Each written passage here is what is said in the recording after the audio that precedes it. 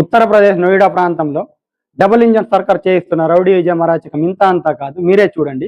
బేటీ బచావో బేటీ పడావో అంటూ ఉదరగొట్టడం, పార్లమెంటులో మహిళల ఉద్ధరణ గురించి చట్టసభల్లో 33% రిజర్వేషన్లు కల్పించాలని గొంతు చించుకుంటున్న ప్రధానమంత్రి నరేంద్ర మోదీ గారు, అలాగే కేంద్ర మంత్రి అమిత్ షా గారు, కానీ తీరా రియాలిటీలోకి వస్తే మాత్రం అంత విరుద్ధంగా కనిపిస్తుంది. తమ హక్కుల కోసం, కనీస వేతనం కోసం రోడ్డెక్కిన మహిళా కార్మికుల పట్ల ఈ డబుల్ ఇంజన్ సర్కార్ ఇష్టం వచ్చినట్టు వ్యవహరిస్తుంది. కన్నబిడ్డల కడుపు నింపే తల్లులపై లాఠీలు జుల్పిస్తారా? ప్రజాస్వామ్యంలో నిరసన తెలిపే హక్కులను కాలరాస్తూ నడి రోడ్డుపై మహిళలను జుట్టు పట్టుకుని ఈడ్చుకెళ్లడం చూస్తుంటే రక్తం మరుగుతుంది.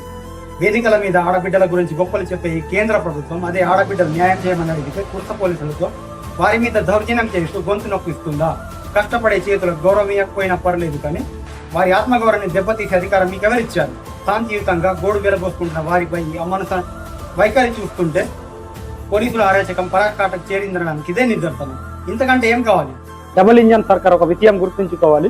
మీరు ప్రయోగించే లాఠీలకు కార్మికుల ఆకలి కేకల కంటే ఎక్కువ శక్తి లేదు. అధికారం ఉంది కదా అని ఆడబిడ్డల ఆత్మగౌరవంతో ఆడుకుంటే మీ పత్నాన్ని మీరే కొని తెచ్చుకున్నట్టు అవుతారు. చట్టాన్ని రక్షించాల్సిన పోలీసులే భక్షకులుగా మారి జుట్టు పట్టుకుని ఈడ్చుకెళ్తుంటే చూస్తూ ఊరుకోవడానికి ఇది రాచరికం కాదు, ప్రజాస్వామ్యం. ఇక్కడ ప్రజలే రాజులు అవుతారు, గుర్తుంచుకోండి. కష్టజీవులు ఆగ్రహం కట్టెలు తెంచుకుంటే మీ అణచివేత రాజకీయాలు ఏదో ఒక రోజు గాల్లో కొట్టుకోవడం ఖాయం. వెంటనే బాధ్యతకు క్షమాపణ చెప్పి బాధ్యతలపై చర్యలు తీసుకోండి. అదే విధంగా కార్మికులకు వేతనాలు పెంచే ప్రక్రియ మొదలు పెట్టండి.